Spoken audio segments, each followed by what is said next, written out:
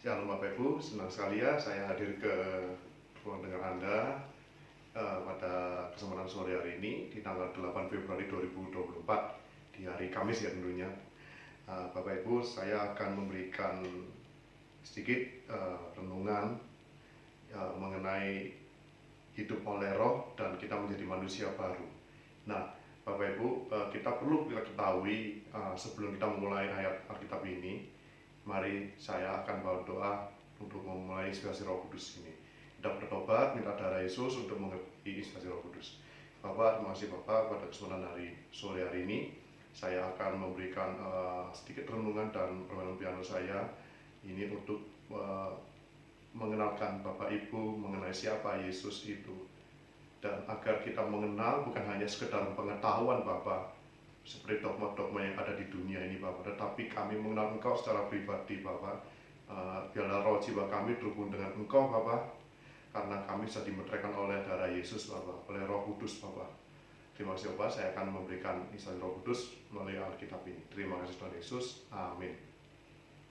Bapak Ibu, saya akan memulai dari Roma 8 ayat 1 hingga ayat 1 ya tentunya. Nanti saya akan sambung tentunya di Roma 8 ini. Mari saya mulai. Hidup oleh roh. Demikianlah sekarang tidak ada penghukuman bagi mereka yang ada di dalam Kristus Yesus.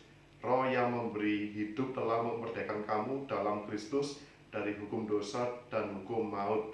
Sebab apa yang tidak mungkin dilakukan hukum Taurat karena tak berdaya oleh daging telah dilakukan oleh Allah dengan jalan mengutus anaknya, yaitu sendiri dari dalam daging yang serupa dengan daging yang dikuasai dosa karena dosa.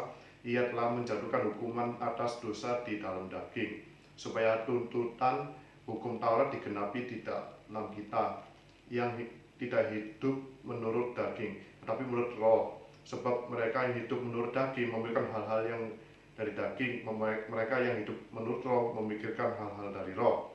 Karena keinginan daging adalah maut, tetapi keinginan roh adalah hidup dan damai sejahtera. Sebab keinginan daging adalah perseteruan terhadap Allah, karena ia tidak takluk kepada hukum Allah. Hal ini memang tidak mungkin baginya. Mereka hidup dalam daging, tidak mungkin berkenan kepada Allah. Nah, saya akan lompat ke ayat 14. Semua orang yang dipimpin roh Allah adalah anak Allah. Sebab kamu tidak menerima roh perbudakan yang membuat kamu takut lagi, tetapi kamu telah menerima roh yang menjadikan kamu anak Allah. Oleh roh itu kita berseru ya Aba, ya Bapa. Roh itu bersaksi bersama-sama dengan roh kita bahwa kita adalah anak-anak Allah. Dan jika kita adalah anak, maka kita juga adalah ahli waris. Maksudnya orang-orang yang berhak menerima janji-janji Allah, yang akan menerima bersama-sama dengan Kristus, yaitu jika kita menderita bersama-sama dengan Dia, supaya kita juga dipermuliakan bersama-sama dengan Dia. Bapak Ibu, ini yang saya terang dari Roma. Nanti saya ada ayat selanjutnya yang akan saya berikan ke Bapak Ibu. Ini mengenai tentang hidup oleh roh. Bapak Ibu, jangan khawatir kalau kita itu kadang memberitakan Injil itu akan dimusuhi banyak orang. Itu memang sudah lumrah. Jadi saya sendiri sering mengalami akhir-akhir ini, saya kok dibilang seperti religius banget atau apa. Karena bukan ya Bapak Ibu, bukannya saya mengaruh dari dogma atau apa, tidak. Karena selama hidup saya dari bayi hingga sampai umur 34 nanti Maret ini, 31 Maret ya, hari kelahiran saya, itu saya mengalami banyak tanda-tanda heran Bapak Ibu. Dari sejak saya SD, kalau saya ceritain ini nggak akan selesai panjang. Tapi yang saya singkat mengenai apa ya, perbedaan saya dulu belum mengenal Allah dengan benar, hanya sekedar dogma agama itu hanya sekedar ya hafalan seperti maksud saya pelajaran ya seperti pelajaran kita kuliah dulu ya, teori gitu. Jadi masih tahu aja, oh sekedar Tuhan Yesus tuh gini. Saya seperti itu dulu orangnya. Jadi saya nggak ngerti. Ternyata dulu saya begitu membaca ini, saya mengerti tentang Roma 8 ini. Jadi saya itu benar-benar saya paham. Akhirnya saya, kenapa Tuhan Yesus memerintahkan kita untuk dibaptis, yaitu dari kata baptiso, ditenggelamkan. ditenggelamkan Tuhan Yesus kan di Sungai Yordan. Nah, kita kenapa harus untuk ditenggelamkan, dikeluarkan? Dan itu ternyata perintah Yesus sendiri, Bapak Ibu. Bukan dari dogma gereja A, B, C, D, E, bukan. Itu perintah Yesus sendiri. Allah kita itu memerintahkan. Jadi seperti kita diperintahkan oleh orang tua kita, ya mungkin teman-teman yang punya bapak atau ayah, ibu atau siapapun, itu kita kan misalkan jam 10 jangan lupa ya harus sampai rumah, tidak boleh kemana-mana, harus tidur. Nah, kita kan taat kan, terus kita sebagai anak kan taat. Oh iya, iya Pi, ya Mi, saya manggil orang tua saya Papi Mami ya. Iya Pi, Mi, nanti tak jam 10 sudah tak pulang dari gereja atau dari manapun. Nah, itu ketaatan kita. Jadi apapun yang diperintahkan orang tua kita harus taat. Jadi dalam arti kita ketakutan, aduh harus ini, bukan. Jadi kita tuh ketaatan, dan kalau bukti kita tuh ya kalau saya nggak berani ngomong cintai orang tua ya memang ya mengasihi ya, lebih tepatnya saya ya.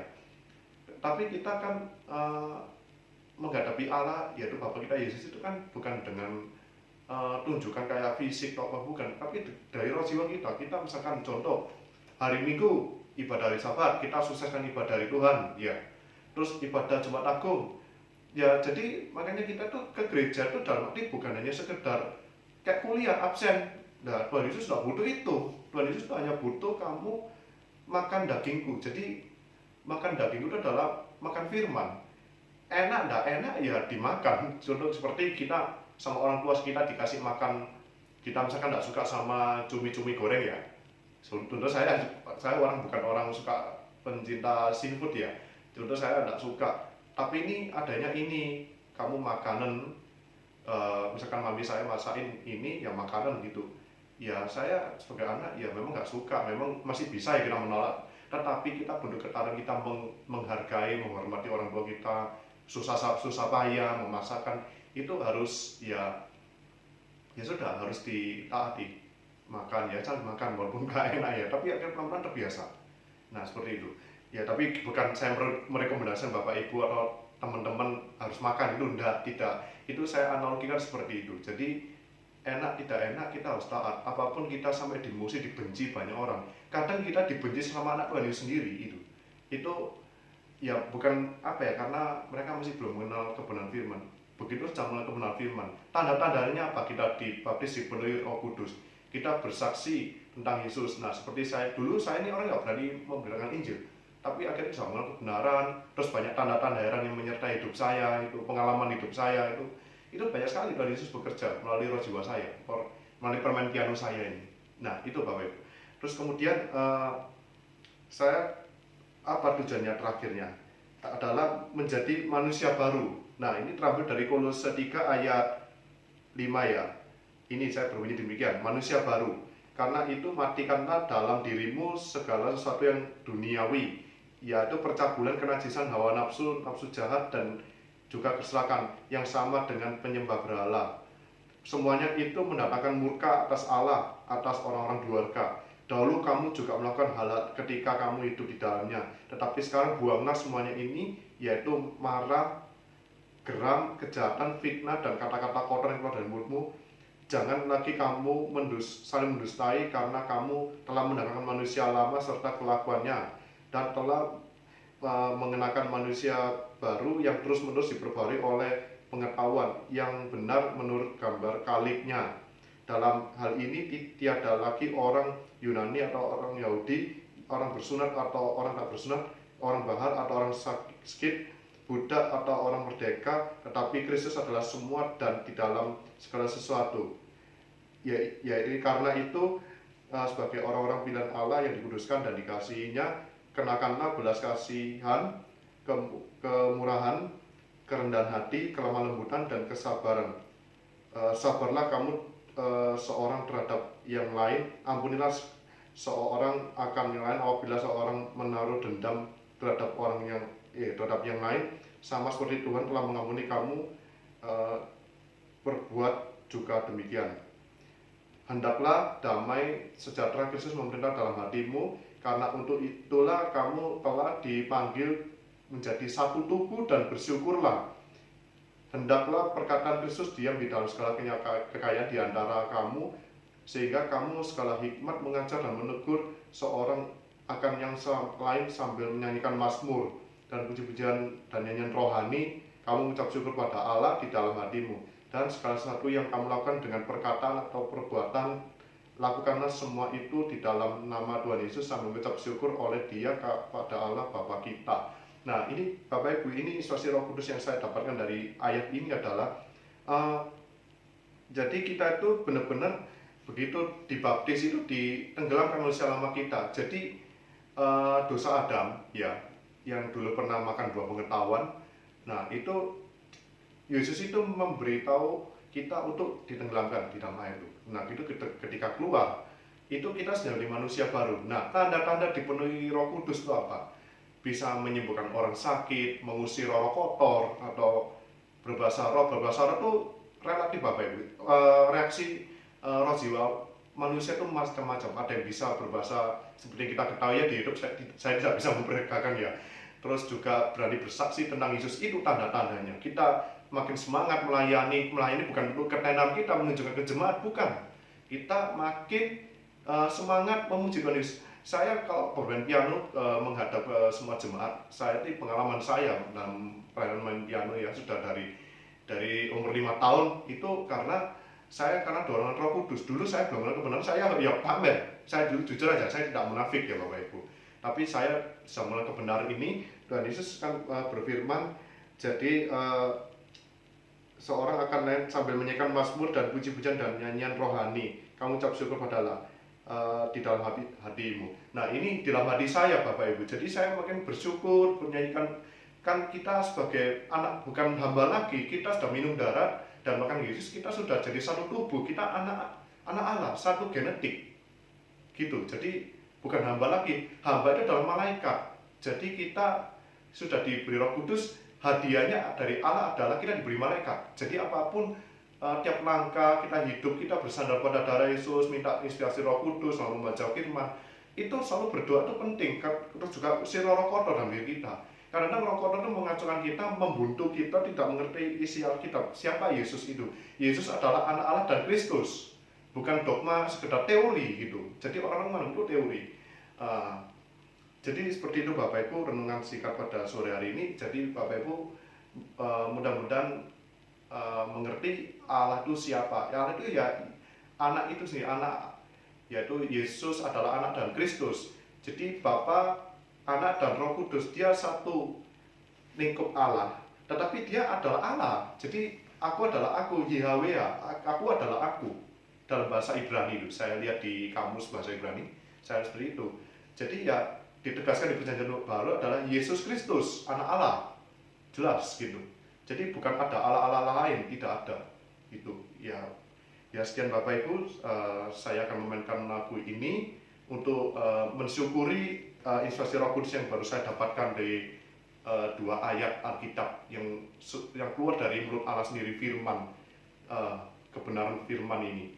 Bapak Ibu jangan lupa selalu baca Alkitab itu minta inspirasi Roh Kudus, merendahkan hati. Kita baru mengerti, kita mengenal Allah dulu baru mengerti isi Alkitab. Jadi bukan hanya sekedar dibaca, kita buka menanggapi ini tidak bisa gitu. Jadi harus kita minta inspirasi Roh Kudus, bertobat bersama dari Yesus, mengenal Allah itu siapa, konsep dasarnya itu Allah itu siapa, itu Bapak Ibu dasarnya. Oke Bapak Ibu, saya akan memulai lagu ini, saya doa dulu untuk memulai lagu ini, minta inspirasi Roh Kudus Bapak Ibu untuk memakai tangan saya. Bapak, terima kasih Bapak pada hari ini, kami sungguh bersyukur pada sore hari ini kami telah dimerdekakan dari dosa Adam Bapak. Kami sudah menjadi manusia baru Bapak, kami hanya bersandar pada darah-Mu saja Bapak Yesus. Karena kami sudah menjadi satu Bapak dengan Engkau Bapak. Kami menjadi ketika roh jiwa kami dicampurkan melalui baptisan, ditenggelamkan seperti Engkau Bapak di Sungai Yordan. Ketika kami keluar dari air itu Bapak, kami menjadi manusia baru Bapak. Bapak, memang kami tahu Bapak, mengikut Engkau seperti yang Engkau firmankan tadi, makin banyak musuh yang memusuhi kami Bapak. Kami tahu Bapak, makin banyak teman kami, kolega kami, saudara kami akan memusuhi kami. Tapi Bapak, Ibu semua, mudah-mudahan Bapak Ibu menjadi kuat Tuhan Yesus, karena memang tekanan ini makin berat Bapak menjelang Engkau datang kedua kalinya Bapak. Terima kasih Bapak Yesus, saya akan memainkan lagu ini dengan hanya bersandar oleh inspirasi Roh Kudus mencatat Bapa. Terima kasih Tuhan Yesus. Dalam nama Tuhan Yesus saya berdoa. Amin. Saya akan membawakan judul lagu yang berjudul Hanya Yesus.